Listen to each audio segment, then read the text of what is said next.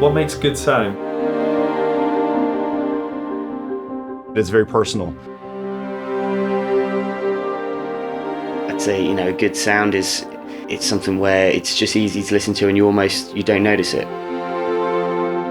I think that there's got to be a depth, there's got to be a clarity. You've got to be able to hear all the details.